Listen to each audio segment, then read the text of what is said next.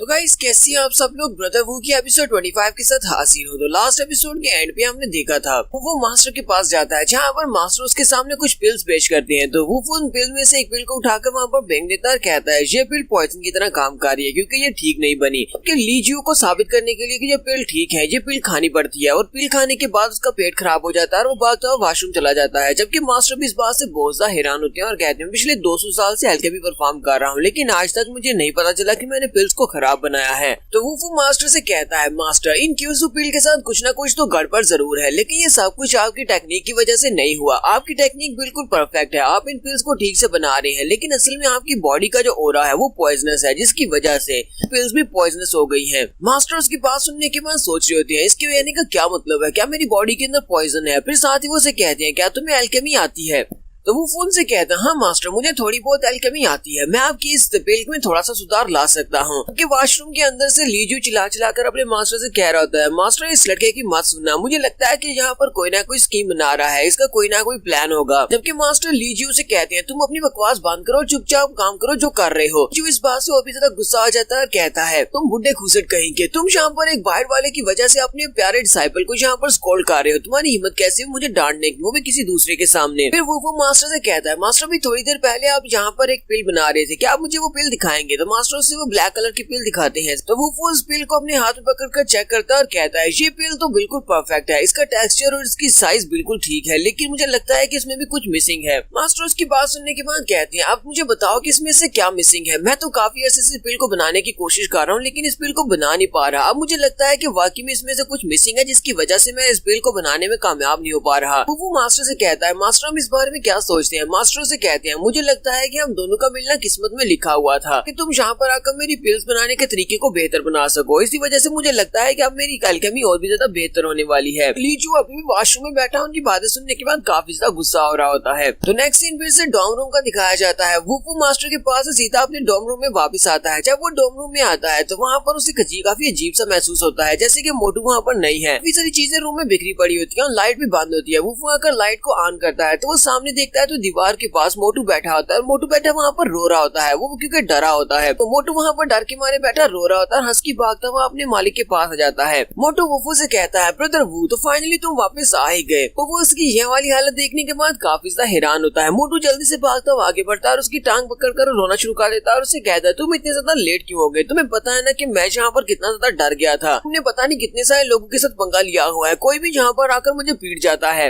वुफू से कहता है अच्छा ठीक है बस करो, मेरी टांग को तो छोड़ो, अब तो मैं यहाँ पर आ चुका हूँ। फिर साथ ही वो अपने पास से लिग्जस वाली एक बोतल निकालता है और उसे कहता है ये लिग्जस तुम्हारे लिए है, तुम इन जल्दी इन पिल को खा लो क्योंकि मैं लेट आया हूँ, इसी वजह से ये पिल्स तुम्हारे लिए है, ये पिल्स खाने से तुम्हें बहुत सारी पावर मिलेगी। मोटू उसके हाथ से वो पिल वाली बोतल ले लेता है और उसे कहता है ये पिल करती क्या है, क्या इन पिल को खाने से मैं सुपर स्ट्रॉन्ग बन जाऊंगा। उसे कहता है हाँ तुम सुपर स्ट्रॉन्ग बन जाओगे, खा के चेक कर लो। फिर मोटू उस पिल को खाना स्टार्ट करता है। जबकि उसी वक्त बाहर का सीन भी दिखाते हैं, जू फैमिली का सीन दिखाते हैं कि जू फैमिली के घर के बाहर से एक जबरदस्त एनर्जी निकलती है, आसमान के ऊपर बिजलियां कड़क रही होती है। उनके मास्टर ने यानी कि किंग के ग्रैंडपा ने ब्रेक थ्रू कंप्लीट किया है, अब वो एक हाफ स्टेप मास्टर बन चुके हैं। क्योंकि ये ब्रेक थ्रू काफी ज्यादा बड़ा होता है, इसी वजह से बहुत सारे लोग ये नोटिस करते हैं। सभी लोग उसी तरफ देख रहे होते हैं कि वहाँ पर शहर के अंदर से एक जबरदस्त एनर्जी निकल रही है, लगता है किसी ने ब्रेक थ्रू कंप्लीट किया, कोई हाफ स्टेप मास्टर बन चुका है। लीजियो भी दूर खड़ा ये सब कुछ देख रहा होता है। लीजियो कहता है लगता है किसी ने हाफ स्टेप मास्टर की स्टेज के ऊपर ब्रेक थ्रू किया है, लेकिन मुझे नहीं लगता कि ही फैमिली में से कोई ये होगा। मास्टर ब्रेक थ्रू करने के बाद सभी लोगों को पार्टी देते हैं। उन्होंने काफी सारे लोगों को अपने घर में बुलाया होता है और वहाँ पर पार्टी चल रही होती है। सभी लोग बातें कर रहे होते हैं और कहते हैं हमारे यूनहाई सिटी का पहला अपना मास्टर है जो कि हाफ स्टेप लेवल पर पहुंचा है। मास्टर जू तो वाकई में काफी ज्यादा कमाल गया है, इस बूढ़ी एज में भी वो हाफ स्टेप मास्टर स्टेज के ऊपर पहुंच गए। अब उनका लाइफ स्पैन भी पहले से बढ़ जाएगा। किंग भी पार्टी में आती है तो उसके फादर वहीं पर दरवाजे में खड़े होते हैं। किंग वहाँ पर आती है और कहती है वो लड़का आज भी लेट आ रहा है, पता नहीं वो अभी तक पहुंचा क्यों नहीं, मैं उसके लिए यहाँ पर इंतजार करने की जरूरत नहीं है, चलो अंदर चलते हैं। जबकि फादर उसे कहती है चुपचाप यहीं पर खड़ी रहो और उसका इंतजार करो, जब तक वो लड़का आ नहीं जाता तुम अंदर नहीं आ सकती।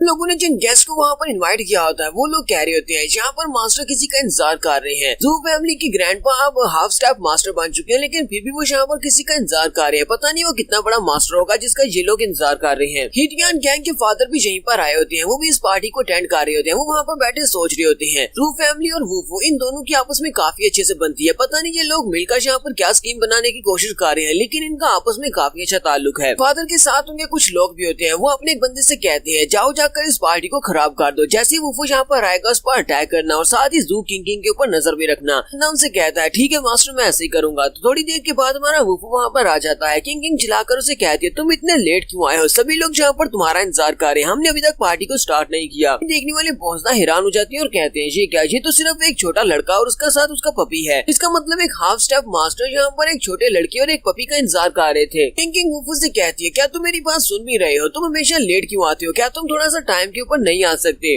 वुफू सोच रहा था मैंने मास्टर जू को कुछ टेक्निक्स दी थी, उन टेक्निक्स की मदद से वो ब्रेक थ्रू कम्प्लीट कर सके, लेकिन ये देखो जरा ब्रेक थ्रू करने के बाद कितनी बड़ी पार्टी दे रहे हैं। हिडियन गैंग के फादर कहते हैं ये लड़का तो वाकई में वुफू है, मुझे नहीं लगा था कि ये लोग यहाँ पर वुफू को इतनी ज्यादा रिस्पेक्ट देते हैं कि इन सभी को लोगों को यहाँ पर लोग इंतजार करवा रहे हैं। अभी तक पार्टी को स्टार्ट नहीं किया, सिर्फ और सिर्फ इस लड़के के इंतजार में। वुफू और किंग जैसे आगे की तरफ बढ़ रहे होते हैं उसी वक्त हिडियन गैंग के फादर का वो गुंडा जल्दी से पीछे से निकलता है, अपना नाइफ लेता है और वुफू को मारने लगता है। वुफू और किंग दोनों ही पीछे की तरफ देखते हैं जबकि मास्टर हिडियन गैंग के फादर हंस रहे होते हैं। उसी वक्त ग्रैंडपा भी सीढ़ियां उतरते हुए नीचे आ रहे होते हैं। ग्रैंडपा कहते हैं इस लड़के की हिम्मत कैसे हुई हमारे वुफू के ऊपर अटैक करने की। वो वहीं से अपनी उंगली को सामने की तरफ करते हुए एनर्जी को रिलीज करते हैं और एक लेजर बीम फायर होती है जो कि सीधी आकर उस लड़के के माथे में से गुजर जाती है। वो वहीं पर पीछे की तरफ गिर जाता है और गिरते साथ ही मर जाता है। सभी पार्टी में आए हुए मेंबर्स जल्दी से उठकर खड़े हो जाते हैं और मास्टर जू की तरफ घूर कर देख रहे होते हैं और कहते हैं ये क्या वाकई में एक हाफ स्टेप मास्टर की पावर है, इसने सिर्फ एक उंगली के साथ ही एक बंदे की जान ले ली। तो मास्टर जू वहाँ पर आते ही सभी लोगों की तरफ देखते हैं और उनकी नजर वहाँ पर हिडियन फैमिली के ऊपर पड़ती है। वो अपने लोगों से कहते हैं ही फैमिली को उठाकर बाहर फेंक दो, इस कचरे को यहाँ पर नहीं होना चाहिए। फिर साथ ही वहाँ पर जितने लोग होते हैं उन सभी लोगों से कहते हैं मेरी बात को ध्यान से सुनो, आज के बाद हम लोग वुफू को अपनी एग्जाम्पल के तौर पर लेने वाले हैं। वुफू हमारी जू फैमिली का हिस्सा है, हम लोग हर हाल में वुफू को रिप्रेजेंट करेंगे और साथ में इसको प्रोटेक्ट भी करेंगे।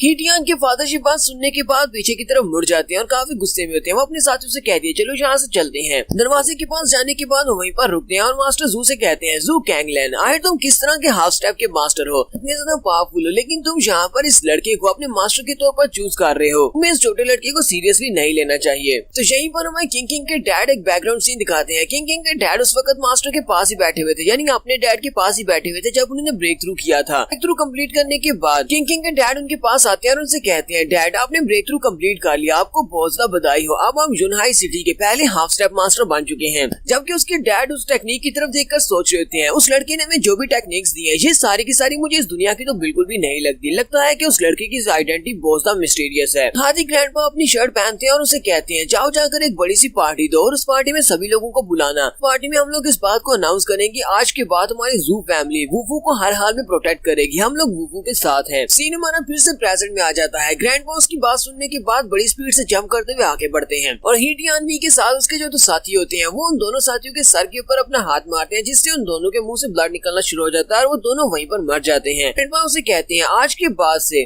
जू फैमिली का तुम्हारी ही फैमिली के साथ कोई भी रिलेशन नहीं है, दोबारा कभी भी हमारे घर में मत आना। बाकी के सभी लोग भी काफी हैरान हो जाते हैं और कहते हैं यहाँ पर हो क्या रहा है, ये दोनों फैमिलीज आपस में फाइट क्यों कर रही है। हिडियन गैंग के फादर उसे कहते हैं मास्टर जू अच्छा ठीक है कि तुम एक हाफ स्टेप मास्टर बन चुकी हो, लेकिन इस बात का मतलब ये नहीं है कि तुम सबसे ज्यादा पावरफुल हो। यूनहाई सिटी में तुम अकेले ही पावरफुल नहीं हो, तुम्हें इस बात को नहीं भूलना चाहिए कि मेरा बेटा हिडियन गैंग जोंगजेंग सेक्टर का एक बहुत ही पावरफुल डिसाइबल है। ग्रैंडपा वहीं पर खड़े खड़े अपनी उंगली को उसकी तरफ करते हैं और एनर्जी को रिलीज करते हुए उसको भी मारने लगते हैं। वो कहते हैं मुझे तुम्हारी बकवास सुनने में कोई भी दिलचस्पी नहीं है, अब तुम्हें मरना होगा। हिडियन गैंग के फादर बहुत ज्यादा घबरा जाते हैं, उन्हें लगता है कि वो मरने वाले हैं। तो वहीं पर वुफू अपनी एनर्जी को रिलीज करता है और मास्टर की एनर्जी को वहाँ पर डिस्पेल कर देता है। बाकी के सभी लोग भी देखकर काफी ज्यादा हैरान हो जाते हैं। वुफू ग्रैंडपा से कहता है सीनियर आपको ये सब कुछ करने की जरूरत नहीं है, आप इसको मारना चाहते हैं, लेकिन मैं नहीं चाहता कि मेरी वजह से आपकी जू फैमिली हिडियन फैमिली की दुश्मन बन जाए। तो यहाँ पर ये काम मुझे करने दे, क्योंकि इन लोगों ने हमेशा मुझे मारने की कोशिश की है। तो अगर मैं इसको मारूंगा तो मेरी इस बात से ज्यादा कोई फर्क नहीं पड़ेगा, क्योंकि मैं तो पहले इनका दुश्मन हूँ। तुम्हारा वो वहीं पर अपनी एनर्जी को रिलीज करता है और अपनी एनर्जी को रिलीज करते हुए वो अपने नाइफ को सामने की तरफ फेंक देता है, जो कि सीधा जाकर हिडियन गैंग के फादर की बॉडी के अंदर दंस जाता है। वो से कहता है जब तुम्हारी फैमिली ने पहली बार मुझे मारने की कोशिश की थी उसी वक्त तुम्हारी फैमिली का फैसला हो चुका था कि तुम्हारी फैमिली के सभी मेंबर्स को मरना पड़ेगा। अब एक एक करके तुम्हारी फैमिली के बाकी के सभी मेंबर्स भी तुम्हारे पास पहुंचते रहेंगे।